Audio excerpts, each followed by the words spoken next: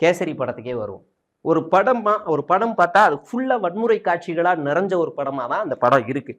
அதனாலதான் இவங்க வந்து ஒரு அரசியல் பேசுற படத்தை வந்து வயிற்றுச்சல்ல பொங்குறானுங்க. ஐயோயோ என்னடா இது, ஐயோயோ இப்படி இருக்கு, வசனம் இப்படி இருக்கே, நம்ம படம் நக்கிட்டு போயிருமே, கேசரி படமாச்சு. அந்த VTV கிருஷ்ணன் இவர் கணேசன் வந்து ஒரு மேடையில் சொல்லியிருப்பாரு, நான் தளபதியை பார்த்தேன், கேசரி படத்தை 4 வாட்டி ரீவைண்ட் பண்ணி பார்த்தாரு, அப்ப புரியல இப்ப புரியுது, பார்த்தா கேசரிய படத்தை எடுத்து வச்சிருக்காப்ல அப்படின்னு.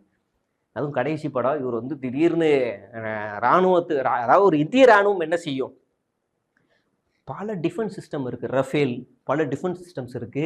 ஏதாவது நம்ம நாட்டு மேல ஏதாவது ஒரு கழுகு ஏதாவது ஒரு டிரான்ஸ்மிட்டரோட ஏதோ உள்ள வருதுனாலே கண்டுபிடிச்சு தூக்கி சுட்டு வீழ்த்திடுவாங்க.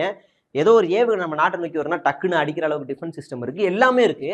ஆனா ஒரு போலீஸ் வேலையை விட்டுட்டு வந்த ஒரு சாதாரண நபர் ஒட்டுமொத்த ராணுவம் நம்பி இருக்கு.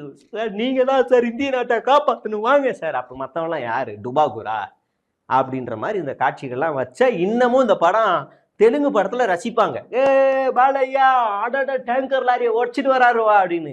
தமிழ் படத்துல யோசிக்க ஆரம்பிச்சிட்டாங்க, இனிமே அரசியல் படம் தான் இங்க ஓடும். லாஜிக் இல்லாம ஏதாவது ஒரு டம்மா தூண்டு எலும்பு 4 எலும்பை வச்சுக்கிட்டு நான் 100 பேரை அடிச்சா விரட்டினான்னா யாரா அவன் அப்படின்னு சிரிக்க ஆரம்பிச்சிருவாங்க. அதெல்லாம் அந்த காலம் டிஜிக்கு டமார் டிஜிக்குன்னு சவுண்ட் எஃபெக்ட்ஸ்லாம் போட்டு சண்டை வைக்கிறது. பட் இனிமே அதெல்லாம் வேலைக்கு ஆகாதுன்னு தமிழ் சினிமாவில் தமிழ் மக்கள் சிந்திக்க ஆரம்பிச்சிருக்காங்க. அதனால பொங்கலுக்கு உங்களுக்கு கேசரியா இல்ல பராசக்தியா அப்படின்னு நீங்களே முடிவு பண்ணிக்கங்க. தொடர்ந்து பேசுவோம். நன்றி, வணக்கம்.